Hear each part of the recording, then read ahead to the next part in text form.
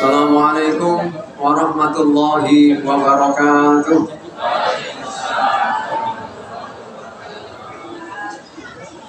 Innal hamdalillah nahmaduhu wa nasta'inuhu wa nastaghfiruh wa na'udzu bihi min shururi anfusina wa min sayyiati a'malina. May yahdihillahu fala mudilla lahu wa may yudlil fala hadiya lahu. Asyhadu an la ilaha illallah wahdahu la syarika lah wa asyhadu anna Muhammadan abduhu wa rasuluh. Allahumma salli wa sallim wa barik ala nabiyyina Muhammad wa ala alihi wa ashabihi ajma'in, amma ba'd. Yang terhormat Bapak Haji Samsul Asyhar PA, yang mudah-mudahan Allah senantiasa memberikan panjang umur yang manfaat, berkah, kesehatan, dan senantiasa selalu mendampingi dan membimbing kita semuanya. Yang saya hormati seluruh takmir Masjid Baitul Syifa, Rumah Sakit Muhammadiyah Ahmad Dahlan, Kota Kediri, dan yang berbahagia seluruh keluarga besar Rumah Sakit Muhammadiyah Ahmad Dahlan, Kota Kediri, Mojoroto, Kota Kediri, Jawa Timur, Indonesia. Di pagi hari ini, hari Sabtu tanggal 20 Mei 2023 Masehi, bertepatan dengan tanggal 30 Syawal 1444 Hijriah. Tidak lama lagi kita nanti akan masuk bulan Dzulqa'dah. Setelah Syawal kemudian Dzulqa'dah, lalu Dzulhijjah. Di bulan Dzulhijjah ini nanti ada potensi untuk berbeda lagi di dalam menentukan awal bulan Dzulhijjah. Sebagaimana kemarin penetapan awal bulan Syawal juga berbeda, karena menurut metodologi hisab, awal bulan Dzulhijjah nanti, yakni tepatnya pada hari Kamis,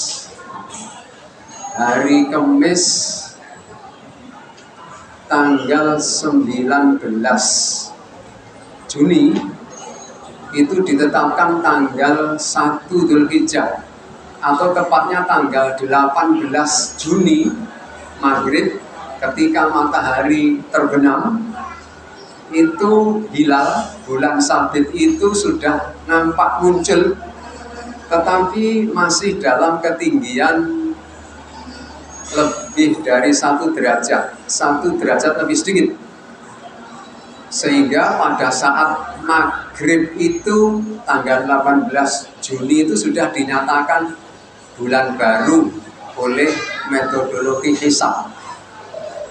Yang berpedoman pada ini adalah salah satunya Muhammadiyah, sehingga besoknya itu hari Kamisnya tanggal 19 itu sudah tanggal 1 Dzulhijjah. Sedangkan ruqyah belum menetapkan, karena ketinggian hilalnya masih pendek, kurang dari 2 derajat. Padahal ruqyah itu baru ditetapkan sebagai awal bulan apabila ketinggian bulan itu sudah mencapai 3 derajat di atas ufuk barat sana. Makanya kemudian terjadi perbedaan. Oleh sebab itu, Bapak Ibu, hendaknya kita mempersiapkan diri dan mempersiapkan hati, lapang dada untuk menerima perbedaan ini. Karena perbedaan dalam hal ini, dalam perkara seperti ini, wajar, lumrah. Dan memang tidak bisa, itu disatukan tidak bisa. Selama ruqyah dimaknai melihat dengan mata kepala nanti. Ya, jadi sekali lagi kita harus menerimanya sebagai sebuah perbedaan yang kedua-duanya didasarkan pada dasar dalil yang bisa dipertanggungjawabkan. Baik, Bapak Ibu yang saya hormati, di kesempatan pagi hari ini saya juga idem saja sama Pak Haji Samsul Azhar tadi, ucapan hari rayanya, kemudian doa dan lain sebagainya, saya idem kepada beliau, dan selanjutnya saya hendak menyampaikan apa yang sudah diumumkan oleh Ustadz Pujiono. Apa judulnya? Kepribadian Muhammadiyah. Dulu kita sudah pernah belajar bersama-sama tentang MKCHM. Apa itu? Matan, keyakinan, dan cita-cita hidup Muhammadiyah. Kapan itu dulu itu? Bulan Februari kalau tidak salah.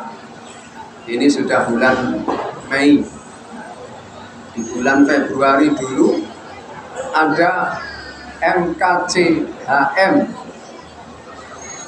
Di antara MKCH itu adalah Muhammadiyah adalah gerakan berbasis Islam, bercita-cita dan bekerja untuk terwujudnya masyarakat Islam sebenar-benarnya. Yang kedua, Muhammadiyah berkeyakinan bahwa Islam adalah agama Allah yang diwahyukan kepada Rasulnya. Sejak Nabi Adam, Nuh, Ibrahim, Musa, Isa, dan seterusnya sampai kepada Nabi penutup yaitu Muhammad SAW, sebagai hidayah dan rahmat Allah kepada umat manusia sepanjang masa.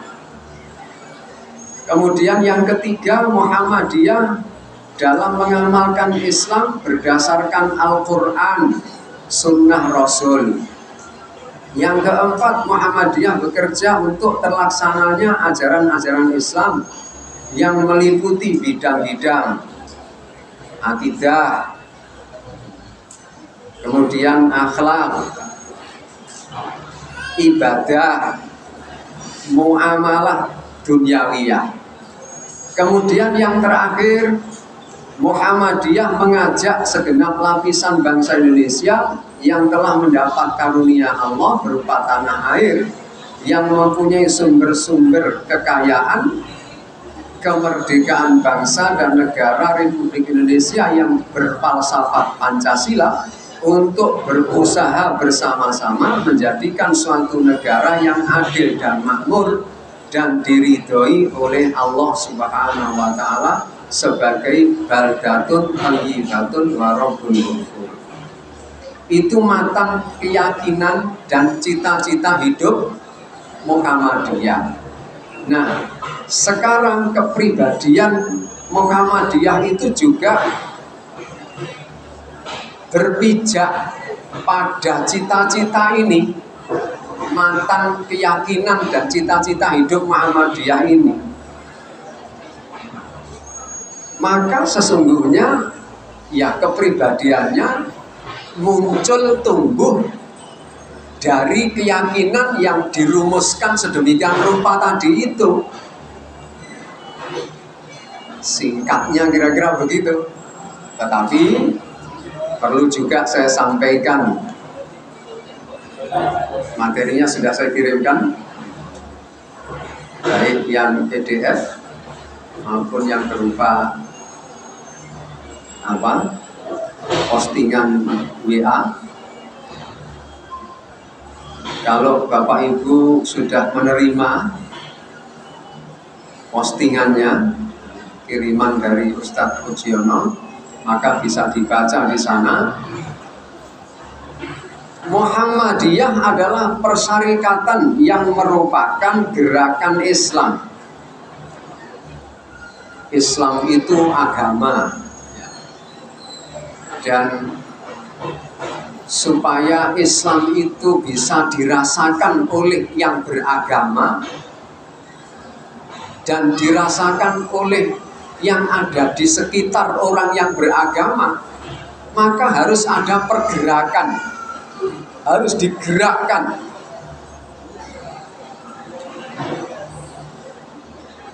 Maksud gerakannya ialah dakwah Islam dan amar ma'ruf nahi mungkar yang ditujukan kepada dua bidang, yaitu perseorangan dan masyarakat. Ya, bersifat individual dan komunitas. Dakwah dan amar ma'ruf nahi mungkar pada bidang yang pertama, yaitu kepada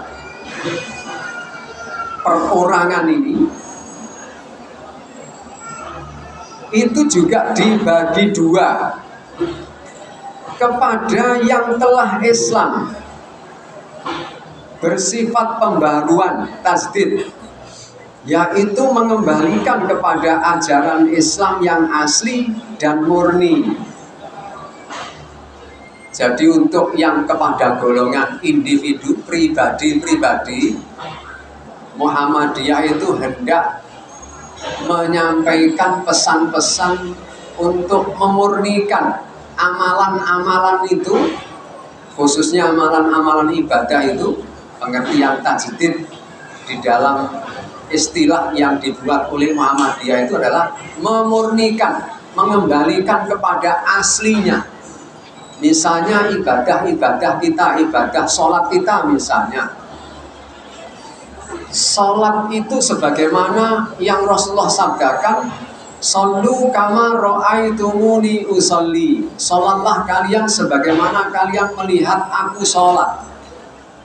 Maka tata cara sholat kita itu, ini yang diperjuangkan oleh Muhammadiyah, ya harus meniru, mencontoh apa yang dilakukan oleh Rasulullah. Persis seperti itu, proporsional. Jangan dikurangi dan jangan ditambah-tambah. Ini dalam kasus sholat. Ya, misalnya. Dalam hal-hal yang lain juga demikian. Puasa misalnya.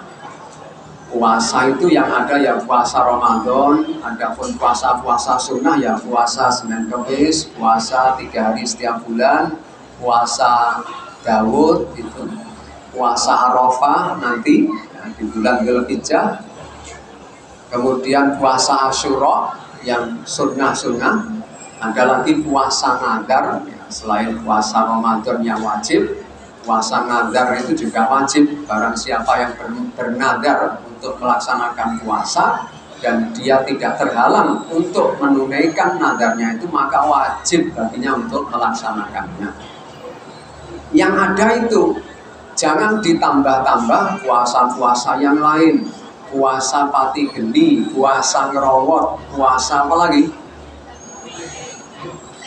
Mutih ya. Puasa tiron. Puasa apa? Tiron. Oh, saya baru dengar ini. Puasa tiron. Ngeton dan lain sebagainya. Tidak ada itu semuanya. Jadi dikembalikan, dimurnikan. Yang ada puasa yang itu tadi ya itu yang kita laksanakan sebisa mungkin. Jangan ditambah-tambah puasa-puasa. Puasa sing tak pasani ki anakku ben digampangne leh jawab ujian, ndak ada. Puasa untuk tujuan itu ndak ada. Ndak ada. Yang ada ya tadi itu puasa Senin Kamis, puasa 3 hari setiap bulan, puasa. Loh, nah tapi saya pengen dari ibadah puasa saya itu kemudian doa saya dikabulkan. Ya berdoa saja. Boleh, bukan boleh, diperintahkan. Jadi setelah kita beribadah apa saja, lalu kita memohon kepada Allah dengan ibadah kita tadi itu, dibolehkan. Ya. Misalnya setelah sholat, kemudian kita memohon, ya Allah, jika sholatku tadi itu engkau terima sebagai amal solehku, maka perkenankanlah, kabulkanlah doaku, permohonan. Dibolehkan. Tapi jangan ketika kita melakukan itu untuk tujuan itu. pamrihnya itu. Nah, ini tidak ada tuntunan seperti itu dan seterusnya. Jadi kepada pribadi-pribadi yang sudah beragama Islam, dakwah kita itu mengajak untuk memurnikan ibadah, memurnikan akidah. Bagi orang-orang yang mengaku muslim tetapi masih sobo di punden kuburan untuk minta-minta, ya, berdoa ini itu, minta ini itu, maka kita ajak untuk memurnikan akidahnya. Kemudian untuk yang kedua, kepada yang belum Islam, kepada orang yang belum Islam bersifat seruan dan ajakan untuk memeluk agama Islam. Ini di dalam Muhammadiyah ada namanya lembaga dakwah khusus dan dakwah komunitas. Nah, ini tugasnya ini. Biasanya ini dilakukan di misalnya lokalisasi. Ya, karena di sana terdapat selain ada orang-orang muslim sendiri juga ada orang-orang non muslim di sana, atau di penjara, ya, di lapas, di anak-anak jalanan dan lain sebagainya, komunitas-komunitas yang belum mengenal agama secara baik. Ini bersifat seruan dan ajakan untuk memeluk agama Islam tanpa ada paksaan, karena memang agama kita mengajarkan kita untuk berdakwah tanpa paksaan. La ikraha fiddin. Surah apa itu? Surah Al-Baqarah ayat 256. 256.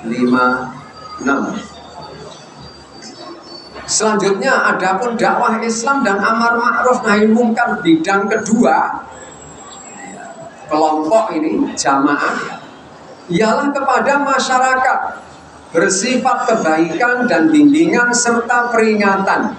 Kesemuanya itu dilaksanakan dengan dasar takwa dan mengharap keridhaan Allah semata-mata. Bapak Ibu yang ada di rumah sakit ini termasuk pelaku-pelaku dakwah amar ma'ruf nahi munkar melalui jamaah, gerakan berjamaah dengan amalannya, yakni melayani dalam wujud pelayanan kesehatan itu. Dakwahnya melalui itu dengan cara panjenengan semuanya melayani masyarakat yang sedang berita sakit dan juga keluarganya yang ditimpa musibah. Anggotanya sakit itu lalu kita layani dengan sebaiknya. Ini salah satu wujud bentuk dari dakwah amar ma'ruf nahi mungkarnya Muhammadiyah melalui amal usaha. Ya. Semuanya itu dilakukan dengan dasar takwa dan mengharap keridhaan Allah semata-mata. Nah, ini yang terakhir ini sangat penting. Sehingga Bapak Ibu semuanya ketika melayani itu, ini yang seharusnya muncul di benak Bapak Ibu.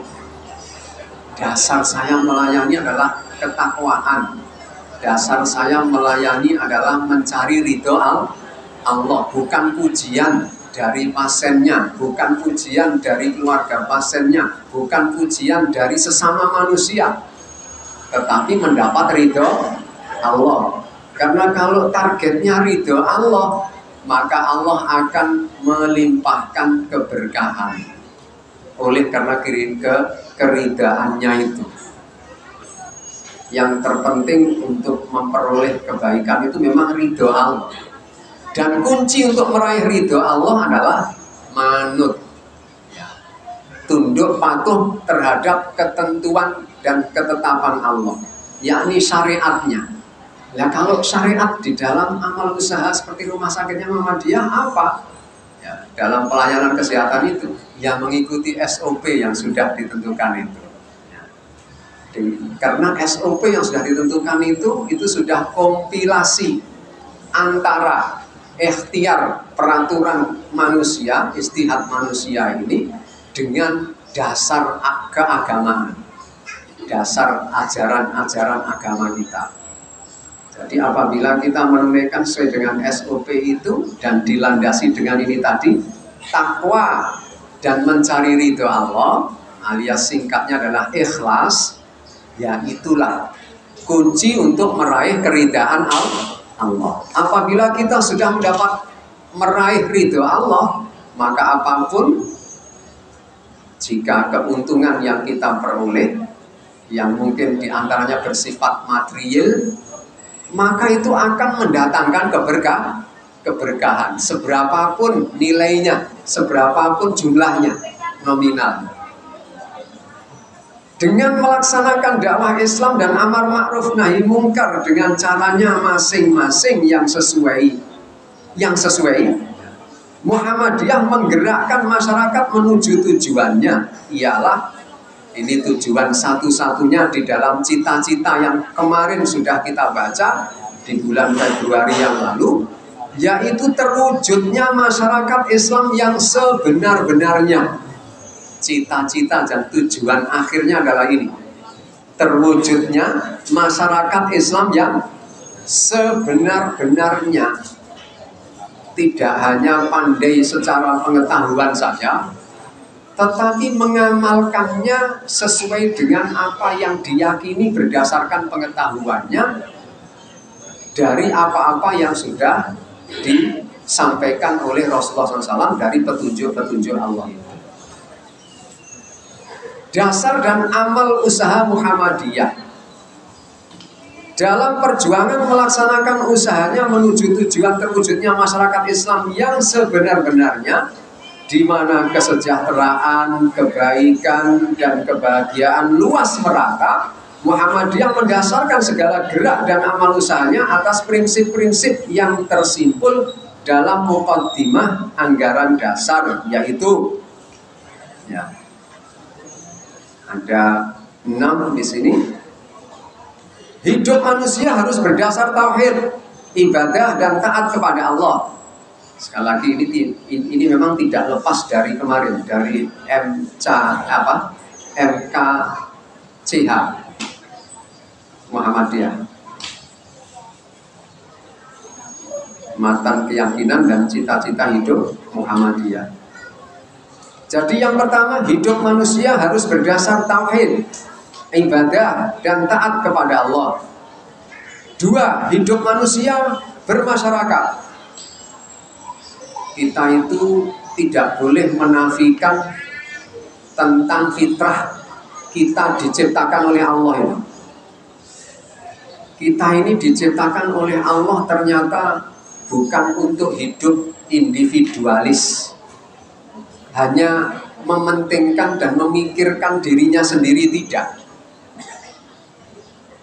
Berangkat dari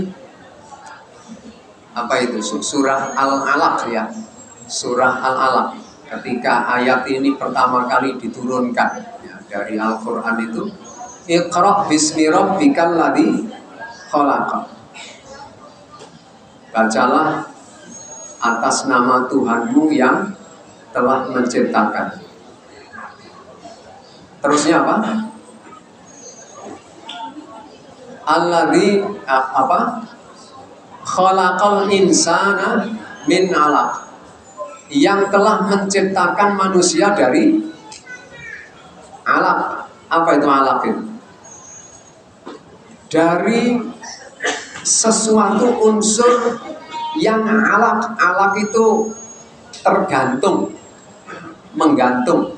Alaq itu sesuatu yang digantungkan. Jadi seperti kalender ditempel di dinding itu namanya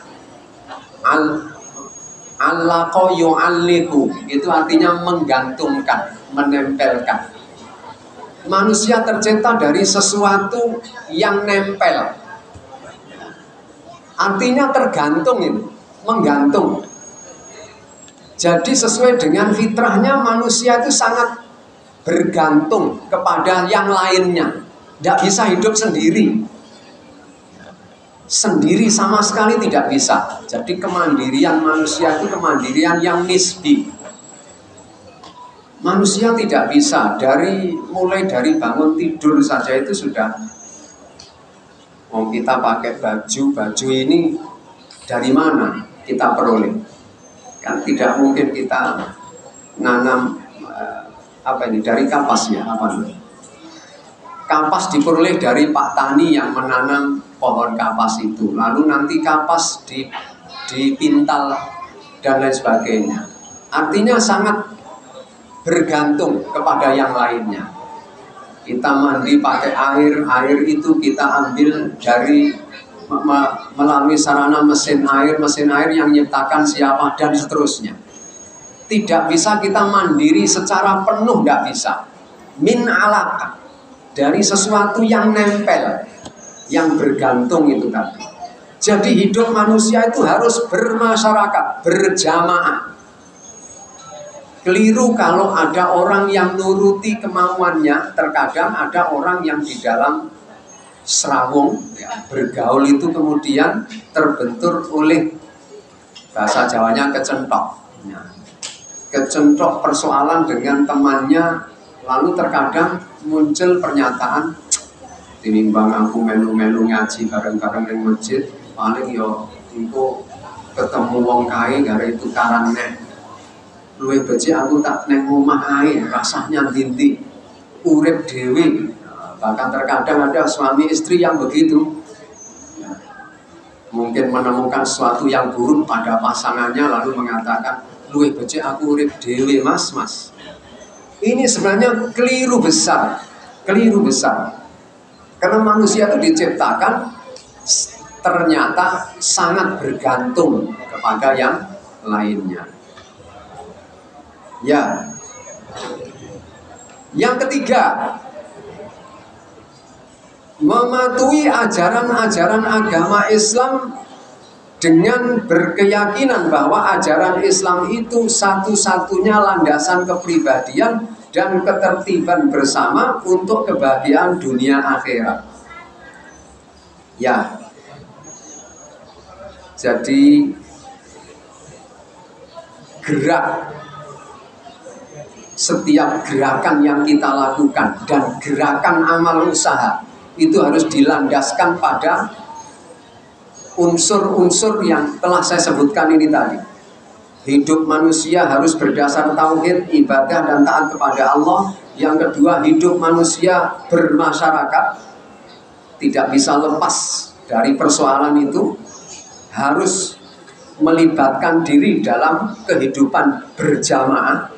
Yang ketiga, mematuhi ajaran-ajaran agama Islam, karena itulah satu-satunya yang bisa mempersatukan kita. Kalau kita berpedoman pada syariat, pada ketentuan-ketentuan, aturan-aturan yang datang dari Allah dan Rasul-Nya, insya Allah kita akan satu. Tapi kalau masing-masing mempunyai aturan sendiri-sendiri, apalagi kalau aturannya sendiri-sendiri itu didasarkan pada hawa nafsunya sendiri-sendiri, masing-masing kita mempunyai keinginan yang berbeda-beda, sehingga pasti dijamin akan terjadi benturan-benturan yang luar biasa.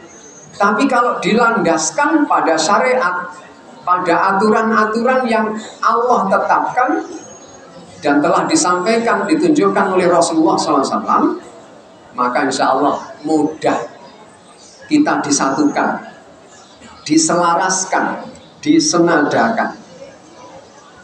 Karena itu merupakan landasan kepribadian dan ketertiban bersama untuk kebahagiaan dunia akhirat. Jadi Bapak Ibu, justru dengan syariat itulah kita akan mudah disatukan. Tapi Bapak Ibu yang mempunyai semangat bersatu tapi tidak menggunakan sarana syariat untuk menyatukan keinginannya untuk bersatu tadi, itu tidak akan pernah meraih bersatu, itu tidak akan bisa. Karena syariat memang Allah ciptakan untuk menyatukan. Mengapa sholat itu kok semuanya harus menghadap kiblat? Untuk menyatukan umat. Baik, yang kelima, ittiba, kepada langkah dan perjuangan Nabi Muhammad Sallallahu Alaihi Wasallam. Gerak kita secara individual dan gerak kita secara berjamaah, baik gerakan-gerakan langsung yang kita tunjukkan maupun gerakan-gerakan pada amal usaha kita, itu harus juga dijiwai oleh ittiba kepada langkah dan perjuangan Nabi Muhammad Sallallahu Alaihi Wasallam. Nabi Muhammad SAW di dalam menyebarkan agama Islam tidak hanya disampaikan secara verbal, tidak hanya disampaikan melalui ceramah-ceramah, tetapi juga praktek fi'liyah dan juga praktek membuat lembaga-lembaga, amal usaha terwujud, diwujudkan dalam upaya-upaya nyata. Dan yang terakhir, landasan gerak pribadi kita dan berjamaah kita, juga amal usaha kita, harus didasarkan, dilandaskan pada melancarkan amal usaha dan perjuangannya dengan ketertiban organisasi. Ya, mengacu pada aturan-aturan organisasi tadi, termasuk SOP tadi itu. Berikutnya, pedoman amal usaha dan perjuangan Muhammadiyah. Menilik dasar prinsip tersebut di atas, maka apapun yang diusahakan dan bagaimanapun cara perjuangan Muhammadiyah untuk mencapai tujuan tunggalnya harus berpedoman pada berpegang teguh akan ajaran Allah dan Rasul-Nya, bergerak membangun di segenap bidang dan lapangan dengan menggunakan cara serta menempuh jalan yang diridhoi Allah. Ya, goalnya itu. Sifat Muhammadiyah menilik tadi, mulai dari pertama apa itu Muhammadiyah tadi itu, kemudian dasar amal usaha Muhammadiyah tadi, kemudian pedoman amal usaha dan perjuangan Muhammadiyah. Maka Muhammadiyah memiliki dan wajib memelihara sifat-sifatnya, terutama yang terjalin di bawah ini. Nah, ini yang terakhir ini saya kira yang lebih mudah untuk ditangkap. Tadi yang atas tadi mungkin agak ketinggian sedikit tadi. Yang bawah ini sebenarnya yang implementatif, ya, yang bisa diterapkan dalam kehidupan sehari-hari. 1. Beramal dan berjuang untuk perdamaian dan kesejahteraan. Ini inti daripada tema yang telah disampaikan oleh Ustadz Pujiono itu. Di sini ini ada 10, ya, ada 10 itu. Beramal, jadi 1, beramal dan berjuang untuk perdamaian dan kesejahteraan. 2, memperbanyak kawan dan mengamalkan ukhuwah Islamiyah. Ada orang mengatakan musuh satu musuh itu sudah terlalu banyak, tapi 1 juta teman itu masih kurang. Memperbanyak kawan dan mengamalkan ukhuwah Islamiyah, mengedepankan ini. Yang ketiga, lapang dada, luas pandangan dengan memegang teguh ajaran Islam. Meskipun misalnya diancam dibunuh karena berbeda misalnya, ya, tetap lapang dada, tidak usah lalu diladeni dengan membalas ancaman, tidak perlu. Lapang dada, ya, kita berhusnudzon saja. Bisa jadi yang mengancam-ancam membunuh itu memang belum mengetahui tentang prinsip-prinsip dasar adanya perbedaan itu terjadi, sehingga wajar kemudian mendahulukan emosinya misalnya. Jadi tetap lapang dada. luas pandangan. Bahasa sedikit kerennya visioner, jauh ke depan pandangannya. Karena memang, mohon maaf, mengapa Muhammadiyah berpedoman pada hisab, ya. Dalam menetapkan awal bulan Komariah itu salah satu poin yang dijadikan dasar untuk berpegang teguh pada metodologi itu, karena metodologi ini metodologi masa depan. Kelak semua orang akan menerima ini, kebenaran ini. Sebagaimana dahulu, Bapak Ibu mungkin pernah menonton bioskop Sang Pencerah. Kalau sekarang kan Buya Hamka. Nah, sudah nonton apa belum? Maaf, saya kemarin agak mendahului karena tidak turut bersama-sama yang lainnya. Karena saya harus mengajak anak-anak saya, waktu itu anak-anak saya memang segera kembali ke sekolahannya, ke pondoknya, jadi saya ajak nonton dulu. Maunya sih bareng-bareng sama seluruh warga Muhammadiyah itu, tapi karena berhubung itu maka saya segerakan supaya anak-anak saya juga bisa nonton. Ya, jadi seperti halnya dalam bioskop judulnya Sang Pencerah itu, dulu Kiai Haji Ahmad Dahlan itu memperjuangkan arah kiblat dalam sholat. Dulu masyarakat Indonesia sebelum ada penertiban arah kiblat, sholatnya menghadap kemana? Ngulon, pokoknya ngulon, ke barat. Karena memang para ulama Indonesia terdahulu itu memfatwakan demikian.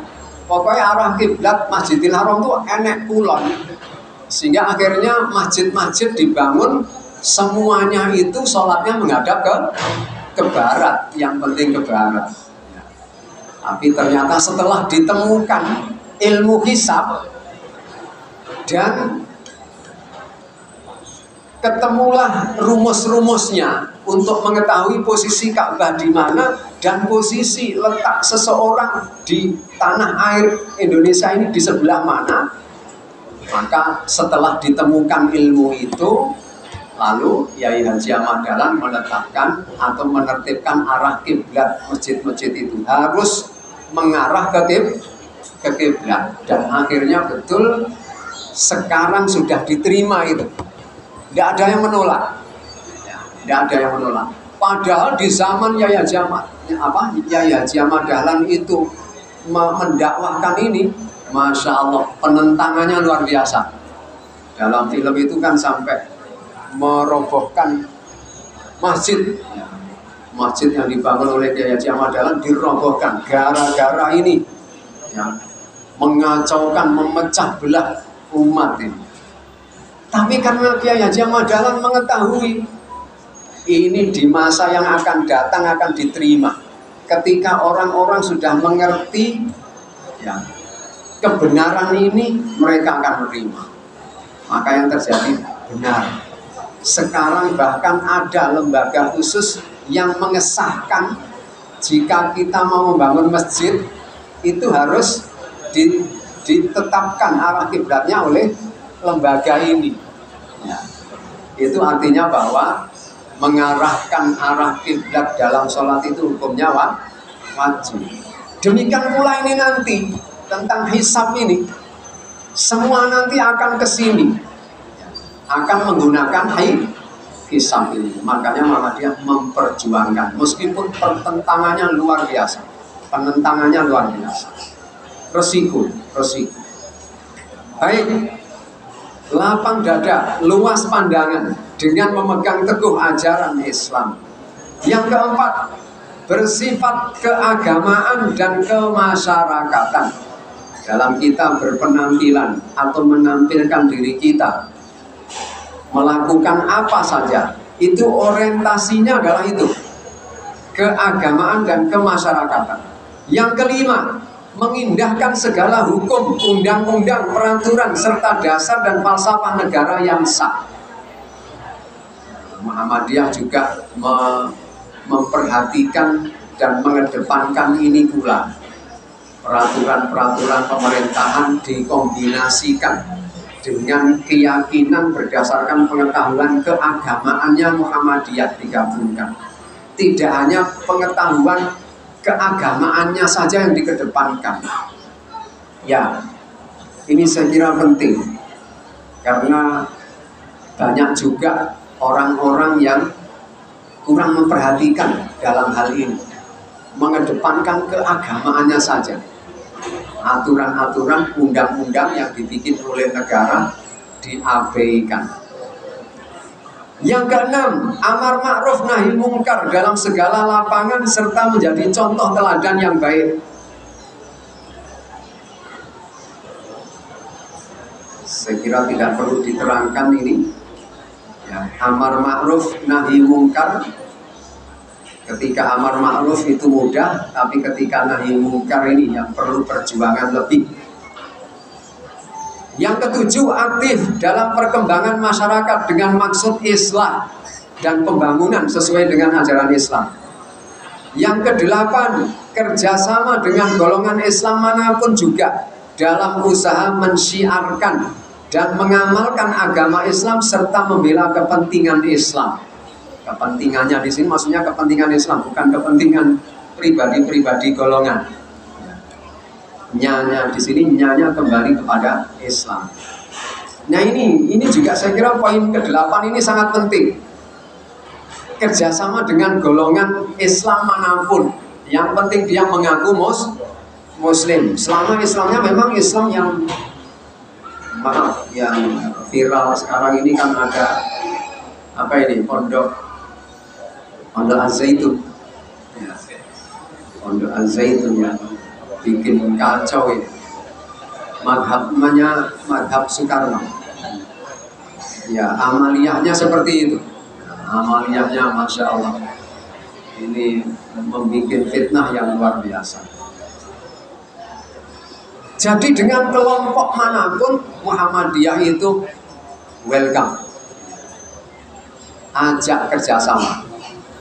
Di kota Kediri itu ada apa? Selain Muhammadiyah, NU, LDII, Al-Irsyad, apa lagi? Wahidiyah, Hidayatullah, apa lagi? Salafi, ada Salafi dan lain sebagainya.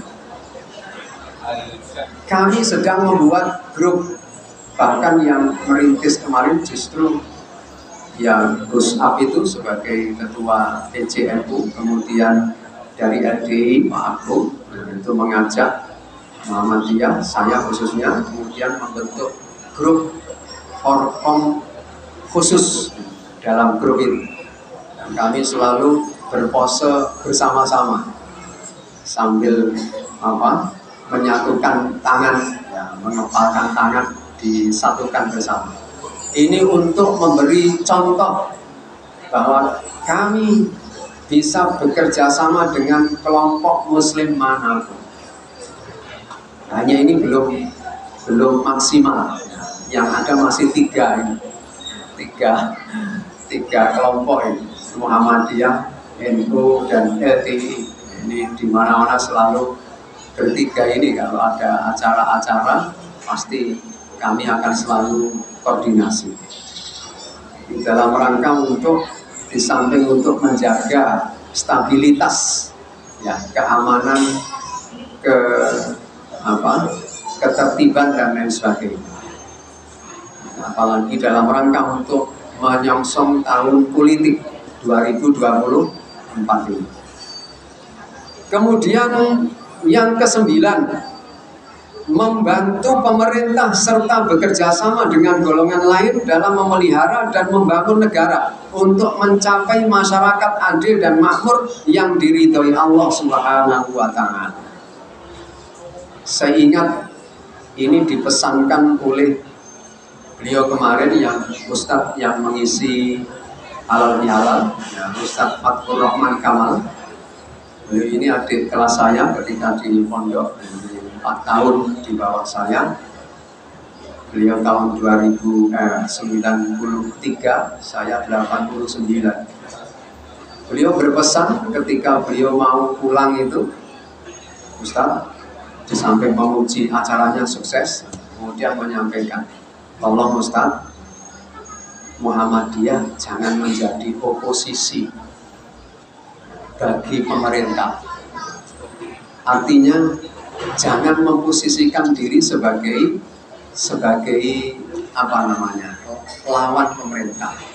Jadi harus malah bisa kerjasama. Memang benar, karena memang Muhammadiyah bukanlah kelompok politik, ya, organisasi politik bukan, tapi sebagai gerakan dakwah. Jadi gerakan dakwah itu jangan malah gerakannya justru memusuhi orang-orang. Harusnya malah merangkul siapapun. Dakwah bukan gerakan politik. Ya, itu saya camkan betul, dan bahkan saya catat di buku catatan saya. Bahkan di dalam pengajiannya kan beliau berpesan apa kemarin yang disampaikan? Doakan pemimpin, kan begitu? Doakan pemimpin. Saya kira bagus sekali kemarin itu. Hanya saja mungkin rada kepanjangan. Iya, saya yang di sampingnya rada kesuwen lek ngempet tipis. Baik. Yang terakhir, yang ke-10, bersifat adil serta kolektif ke dalam dan keluar dengan bijaksana. Ya, adil ke dalam. Kalau Bapak Ibu terkadang mendengar hidup-hidupilah Muhammadiyah dan jangan mencari penghidupan di Muhammadiyah, itu memang pada satu sisi benar. Tetapi di sisi lain hendaknya itu juga disempurnakan.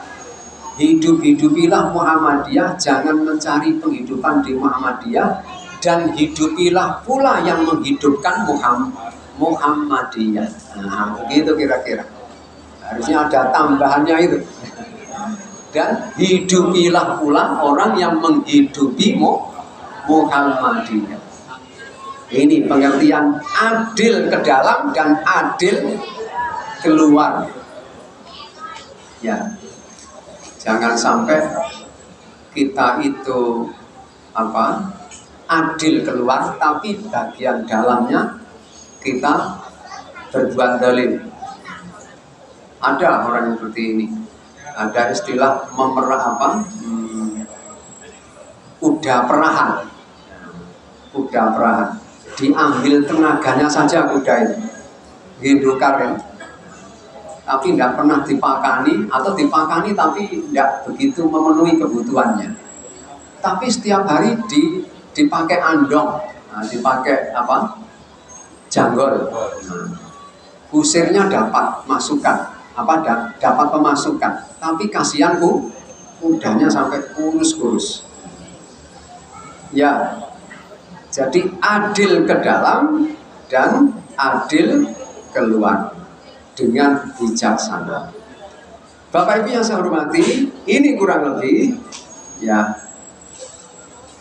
Jadi kalau tadi di atas tadi itu yang saya sampaikan adalah tentang bahan-bahan yang menjadi pijakan-pijakan kita di dalam kita bergerak, beramal perbuatan ya. Beramal dan berbuat, maka buahnya adalah ini akan tumbuh, akan muncul dan nampak dalam kehidupan sehari-hari sifat-sifat yang seperti saya sebutkan terakhir ini tadi.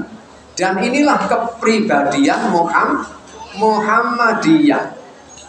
Kalau ini dimiliki oleh pribadi-pribadi kita, maka itulah orang yang Muhammadiyah yang sesungguhnya.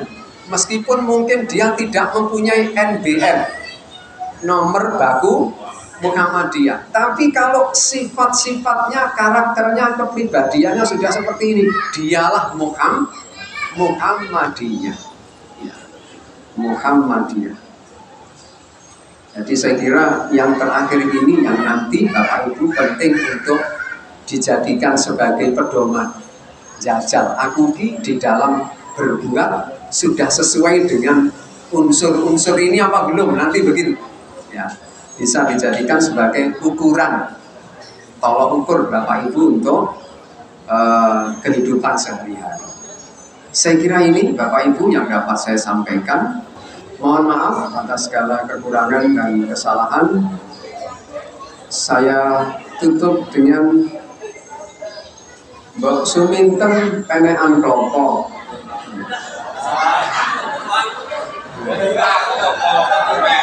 Niku nekat dan pas mesti ndak iso.